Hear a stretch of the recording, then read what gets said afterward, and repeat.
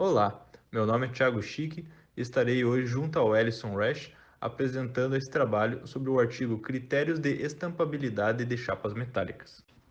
Atualmente são realizados muitos testes para caracterizar as propriedades de chapas metálicas. Esses procedimentos podem auxiliar profissionais, como por exemplo o projetista de peças feitas a partir delas, como contribuir para que o desenvolvimento e a fabricação de um produto ocorram de forma otimizada e com o mínimo possível de defeitos na peça final. Mas não existe um teste específico que possa fornecer todas as informações necessárias, e normalmente são empregados vários tipos para a correta caracterização do processo de estampagem.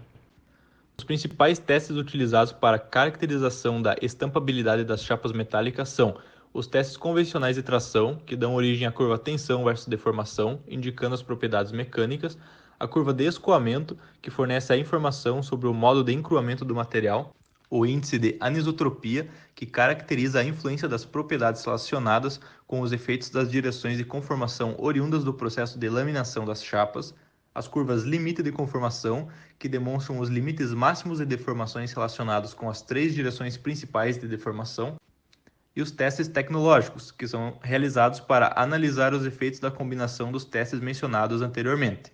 A figura ao lado, por exemplo, mostra esquematicamente alguns parâmetros importantes na fabricação de um produto complexo formado por inúmeros componentes. O teste mais comum e tradicional para a determinação das propriedades mecânicas é o ensaio de tração. Conforme é mostrado na figura, por meio do ensaio de tração de um corpo de prova em formato de chapa, é possível obter as seguintes informações: o módulo de elasticidade ou módulo de Young, o limite de escoamento ou tensão de escoamento, o limite de resistência ou tensão máxima, o alongamento e a energia por unidade de volume. Conforme as normas da ABNT, o ensaio de tração consiste em fixar um corpo de prova nas garras de uma máquina de ensaios mecânicos, garantindo um estado uniaxial de tensão. O corpo de prova é tracionado com velocidade constante até a ruptura, registrando a força F e o comprimento instantâneo L.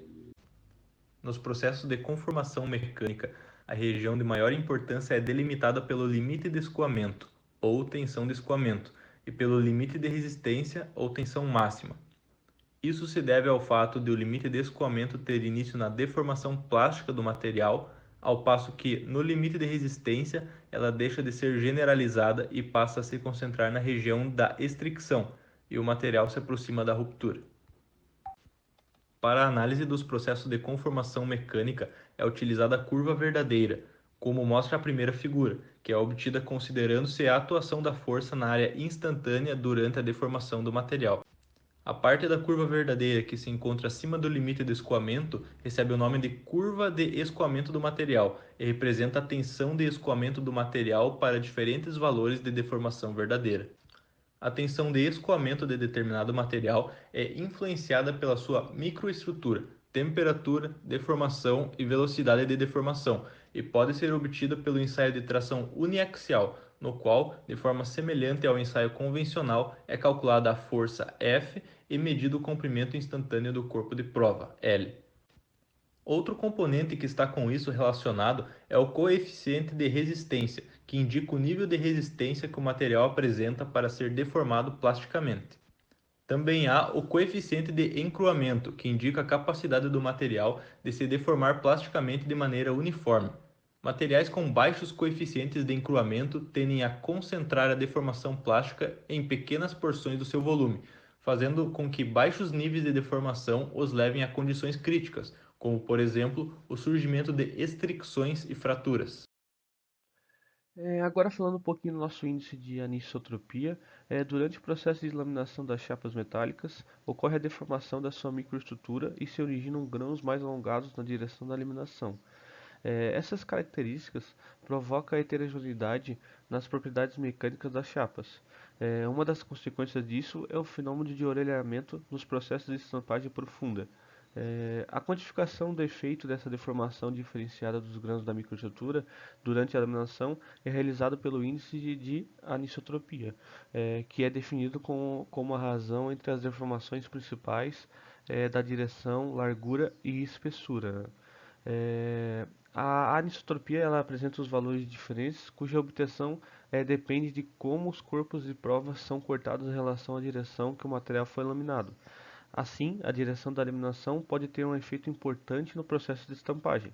O índice de anisotropia mostra quanto o material é heterogêneo ou não em razão da direção da laminação.